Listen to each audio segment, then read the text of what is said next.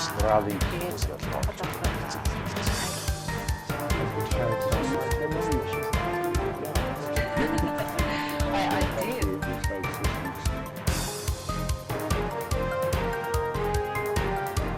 Welcome.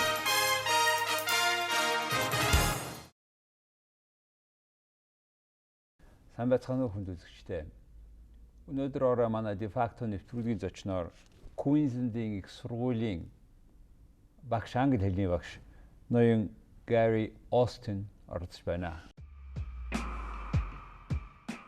Австралийн Квинслэндийн Их сургуулийн англи хэлний багш Гэрри Austin 2002-оос 2005 оны хооронд Австралийн Христийн Өв Соёлын коллежод суралцсан, сурган хүмүүжүүлэх ухааны баклаварын зэрэгтэй төгссөн. Тэрээр 1998-аас 2000 оны хооронд Австралийн Нью Инглэнд их сургуульд суралцсан, сурган хүмүүжүүлэх ухааны магистрийн зэрэг хүртсэн. Мөн 2006 онд Квинслэнд их сургуулиас олгодог хэл заах аргазүйн менежментийн олон улсын дипломыг хүртсэн.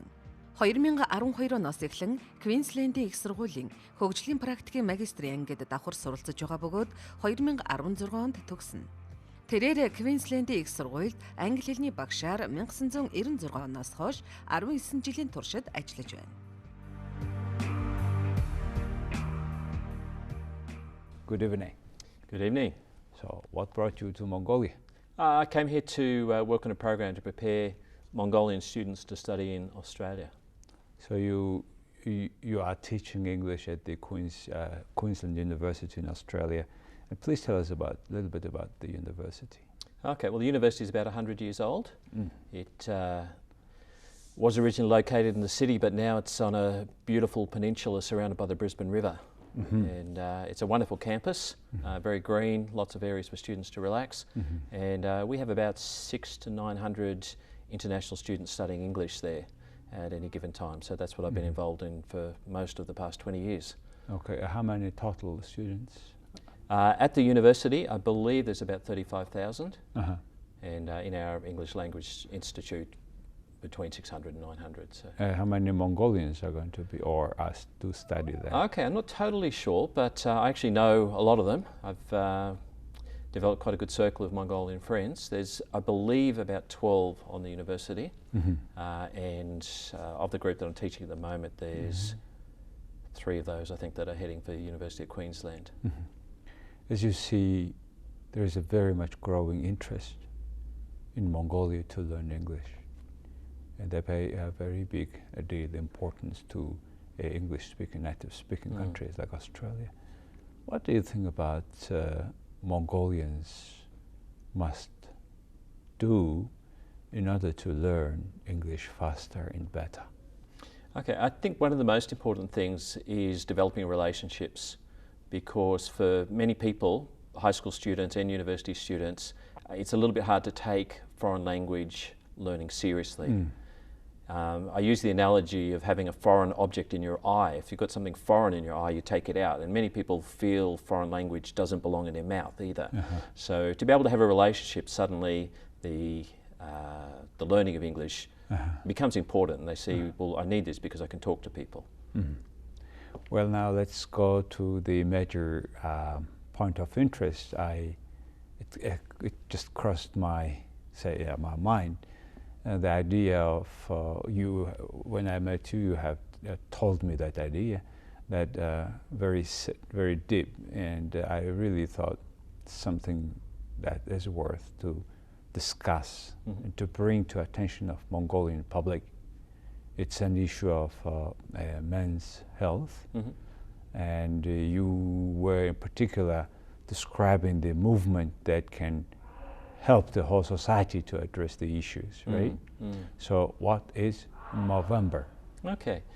Movember in Australia is a bit of a tradition. Every November, the men will grow a mustache. Certainly not all men, but many men decide to do this. They grow a mustache as a symbol that they're involved in the Movember campaign to raise funds particularly for prostate cancer research, but generally for men's health. And as part of the campaign, women get involved, women in the workplace, family members, friends, and they help with the fundraising side of things. It's a lot of fun, And at my school, we do a lot of things like involving our students, getting them to vote on who has the best and maybe the worst moustache. Some of the students grow moustaches as well, and it's a good opportunity to be able to talk to friends, family members, in our case to our students, about men's health issues. Basically, through this fun event during whole month of November, Mobros, you call it, Mobros. Yeah, the men are the Mobros. Yeah. Women? Bros as brothers. The women, Mo sisters. Mo sisters. Yeah. Mobros means? Yeah, well, the idea is that a mustache is a Mo. Yes. And that's in the way Australians say things. So a Mo bro is a man with a Mo sister is the ladies who are helping, supporting, etc. See, through this funny way, the whole social movement is coming and raising big fund to address major issues of death reasons of men and prostate cancer. And like with the woman, we have breast cancer, the issue that the whole society tackles. In the case of a man, prostate cancer. And please tell us about the why particular that cancer is addressed through this movement. Okay, the campaign, of course, just started out as something fun to do. Let's grow mustaches, see if we can encourage other people to do it. But after the first year, seeing that it was successful and people wanted to do this, they found a way to be able to encourage others to do it and achieve a good purpose. So they looked at breast cancer and they saw that this is effectively dealing with one of the big killers of women. And so they said, well, what are the big killers of men? And they found out, of course, that prostate cancer was one of them. Very sadly, suicide is one of the big killers of young men in Australia, related to depression. And most recently, they've also started funding testicular cancer as well. So all the big issues that really affect men and lead to deaths. And this is one of the major reasons in the developed countries or of men's death, and how you it certainly rank is it. The main one in Australia, unfortunately, is skin cancer, because we spend so much time in the sun and our ultraviolet is so strong. But behind skin cancer, we've got prostate cancer is the next one, and other forms of cancer after that as well. And obviously, after when we met the first time, you have seen our statistics. And what is your understanding of major reasons, death reasons of men's death in Mongolia? Yeah, well, it was surprising for me to see that prostate cancer wasn't listed as among one of the major causes. I believe the major cause is heart conditions, followed by liver cancer, and then various other stomach cancers, and also respiratory problems, and of course road deaths apparently is a big killer as well, I believe.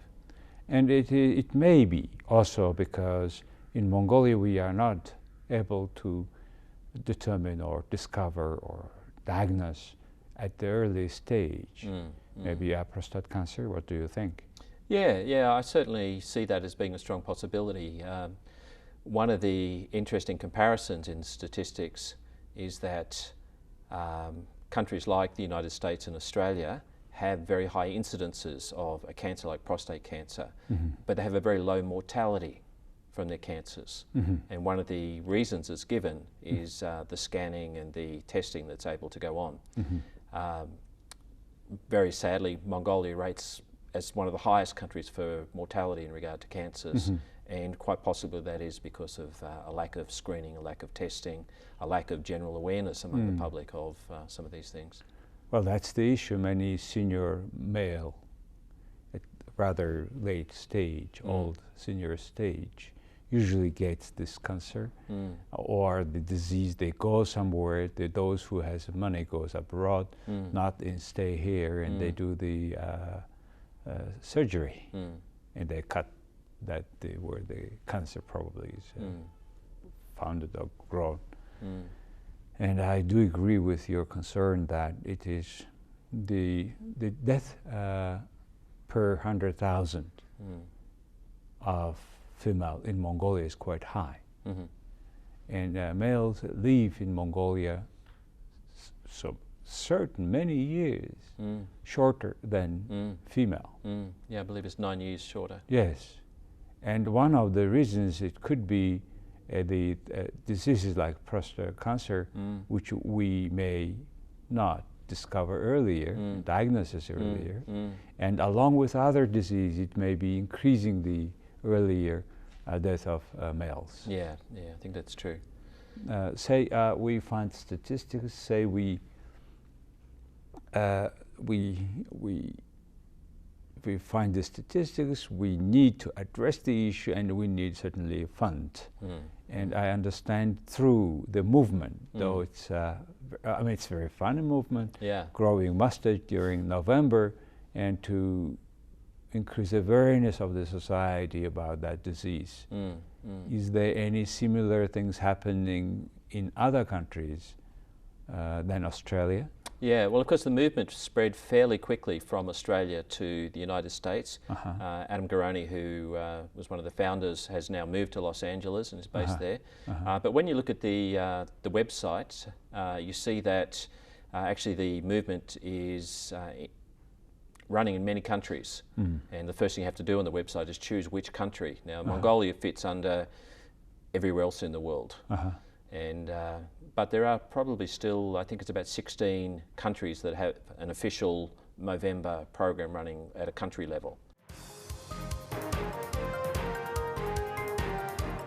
Welcome.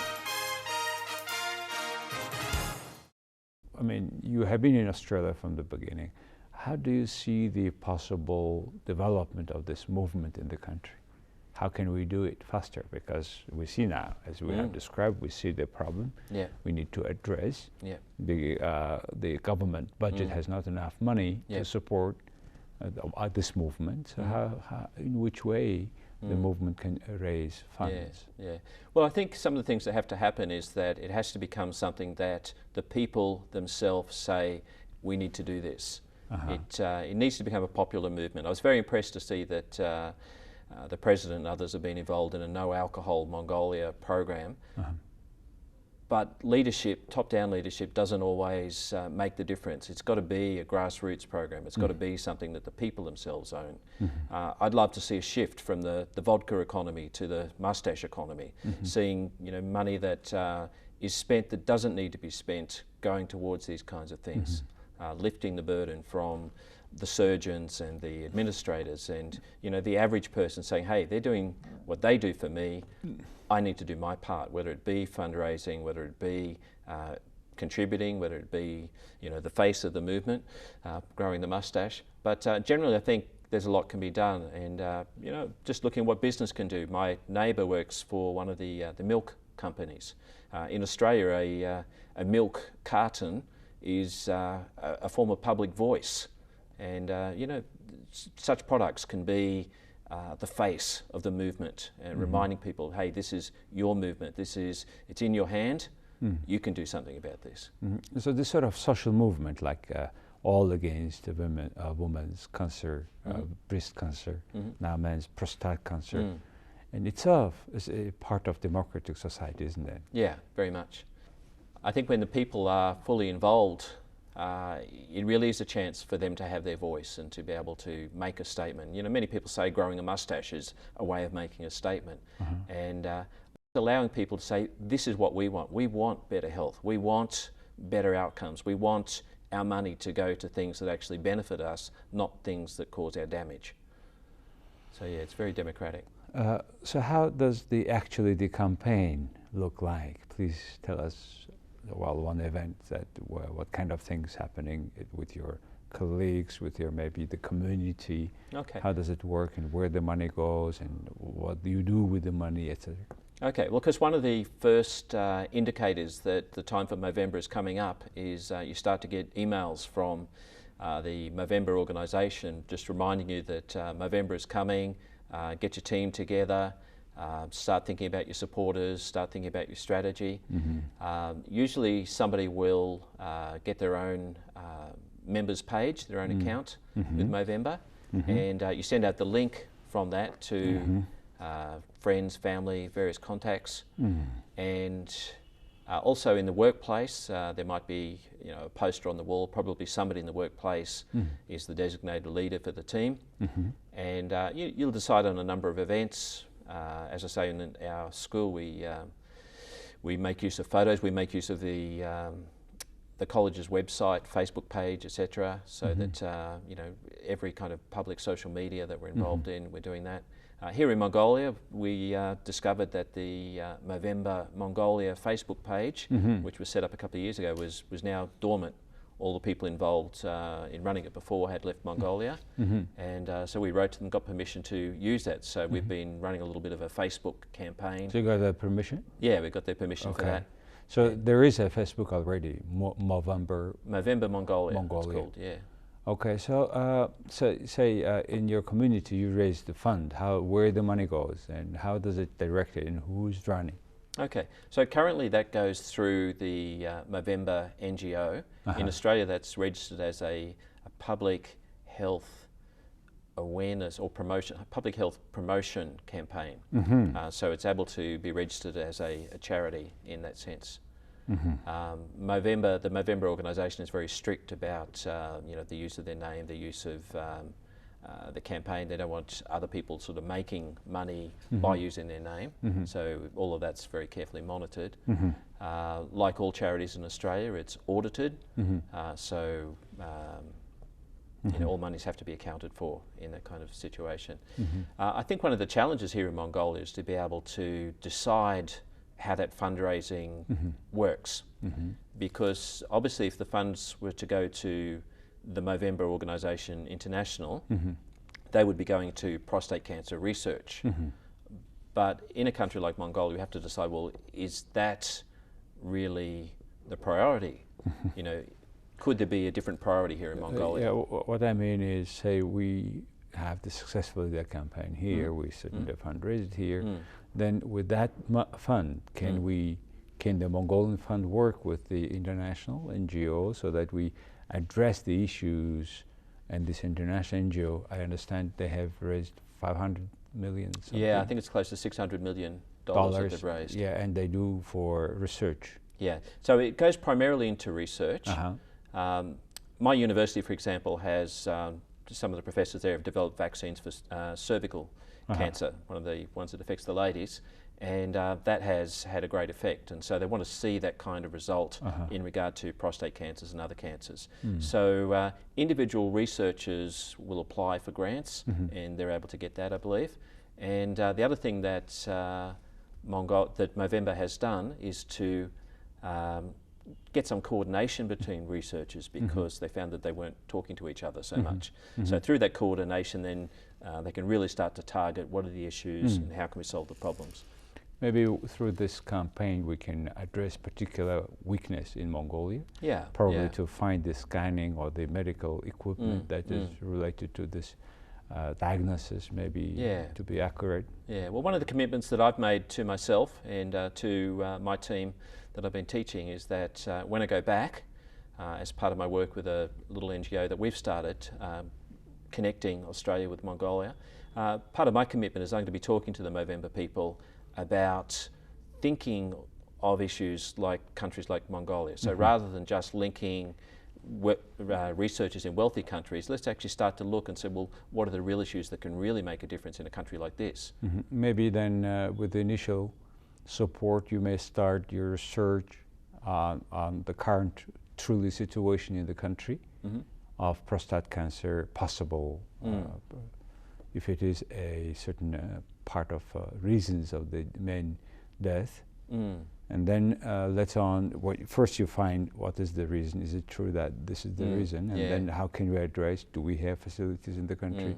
Certain research project probably you have to do. Yeah, well, of course, local ownership is very important in any project. And in my visit to the First Central Hospital, I discovered that there's already one local researcher who is doing his research in Korea, and he's looking particularly at some of the issues to do with andrology, with particularly men's sexual health, but looking at what are some of the needs and what would it take to, for example, equip our ambulances or the ambulances here in Mongolia to be able to deal with men's issues. So there are already local researchers who are doing those kinds of things, and of course it's very important that they're the right kind of researchers. Maybe you can cooperate with that researcher yeah. and to address the issue, because in this country, males' death or the statistics issue of death issues are not addressed properly. Yeah. In a way, certain way, neglected, I would say. Yeah, yeah. And we talk in general a lot about the general causes of death. Yeah. But when it comes to male or female, I think it needs quite different approach. Maybe it needs more education work. And what is the average age of a male in Australia? The life expectancy is 79 to 80 for 79 males. to 80 for female? For females is a few years more than that, I think possibly up to about 85. What was in Mongolia according to your research? Okay, so it appears to be between 63 and 64 for males. Yeah. So that's about, we're looking at 13 years difference there, 16 years difference, which is very significant. It's very significant. Yeah, and females, of course, is 9 higher, so that's about 71, 72, I believe, for females in Mongolia. So, see, 78 and 65.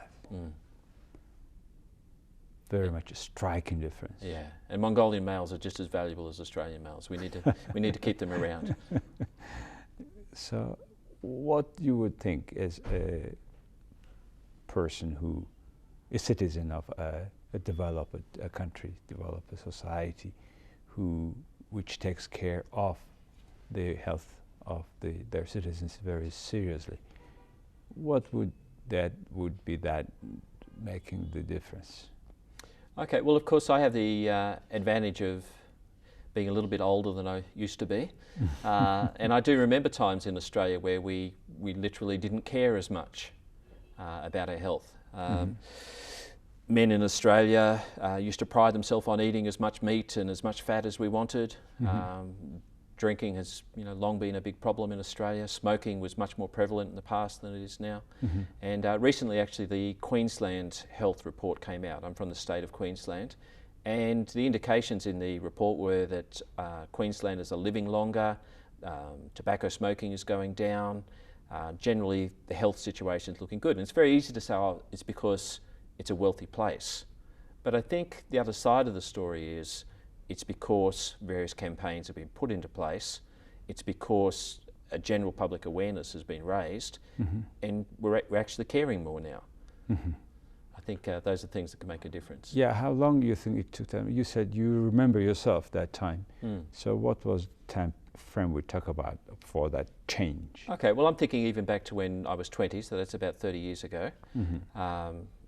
We were pretty careless. Yes. Now, I'm sure that there are plenty of 20-year-olds today who are also careless. But I would definitely say there's been a much greater awareness. Skin cancer, as I mentioned, is one of the big killers, and there's been a massive campaign in Australia about what we call slip, slop, slap. It's something that rolls off everybody's tongue very, very well. They know the campaign, and they know that we need to take care of our skin. In the same way, there's various different things. You see the mustache campaign, you think, I've got to take care of those parts of my body. And by the way, this health medical insurance, how does it work as a teacher at university? I mean, how many % of your salary you pay for that? And is it state one or is it private one? Please tell us. Okay, I'm certainly no expert on such things, but my understanding is it's between 1 and 2% that comes out of the income of the average worker to pay for what we call Medicare. And I'm quite happy for that, because I know that we get a lot of benefit from the taxes we pay, the levies we pay, etc. But a number of years ago, our government encouraged people as well to take out private health insurance. Okay. And not everybody can afford to do that. I believe mine is somewhere between $150 and $200 per month at the moment. Australian dollars, of course. Okay. But then out of that, I can go and get dental work if I need it. I can go to the doctors without having to worry too much about how much it's going to cost me. I can get the medical treatment. So you pay from your salary about 1 or 2% to Yeah. the general, Yeah. Comprehensive medical care Yeah. of the whole country. Mm-hmm. And plus you pay 200 or so about dollar Mm-hmm. to private health insurance, which covers your dental. Yeah. Like dental, hospital, various other things. Well, how about in the hospitals to be covered by the 1-2% Medicare? Okay, the Medicare levy, I believe, is one of the social equalisers. Yes. Because there are lots of people in Australia who Yes. can't afford to pay for private Yes. health insurance. Yes, so that's like we do. We pay here. yeah, And this one is paying really for people who cannot afford it. yeah, But we don't have private health care yeah, yeah, insurance. yeah, So which creates a lot of problem because when everybody, male, gets sick, then they go and it is very small paid by the Medicare, Yeah. general Medicare.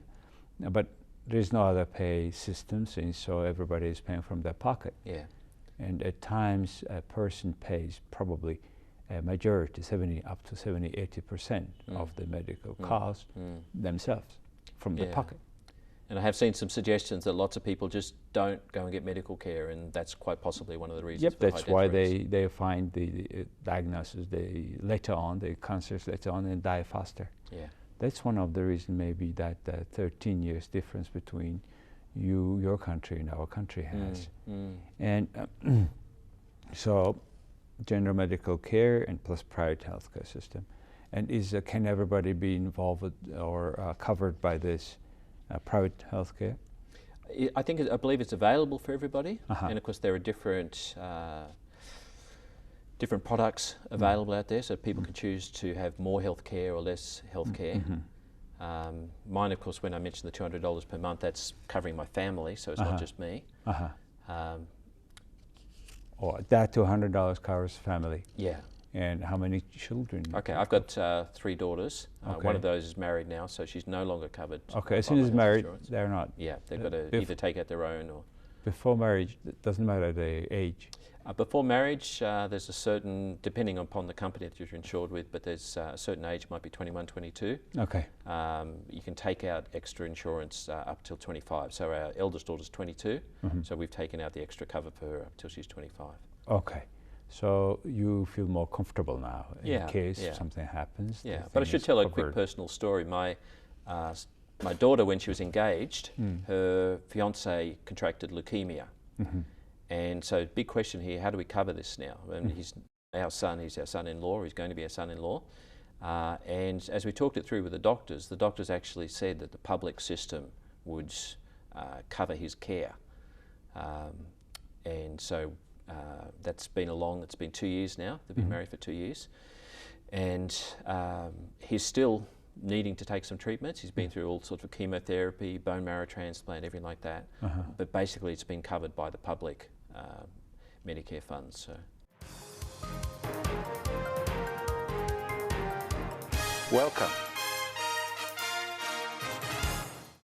So this leukemia is something that is very costly. Yeah. And the whole system, if to cover it, will be for a particular economy like Mongolia, could cost a lot. And that's why this healthcare system to be really multi-phase. Yeah. You got private and private. Once we talked about that social care, I'm very curious to know about the pension system in Australia. So up to a certain age, you pay also a certain amount of money from maybe a few % from your salary all the time for pension. Do you call it pension? There's a couple of different things in place. You've got superannuation, which is like a kind of pension fund. Okay. So my employer is the University of Queensland, is very generous. They contribute about 17%, equivalent to 17% of my salary into a superannuation fund. So that's quite a lot. I could be getting my figures wrong. I might get my figures wrong. I know it's very generous anyway. Okay. I'm probably getting my figures so wrong. the one money is coming this superannuation fund. And what else? a lot of people choose to actually put extra into that fund. Okay. So it's a voluntary superannuation scheme. So you either your employee puts money into this fund, and you may have also extra some money to that fund. So people use like a savings fund. So this fund is on your name. Yeah. Okay. So you have been paying your pension, in our understanding, fund for say 30 years, 40 years.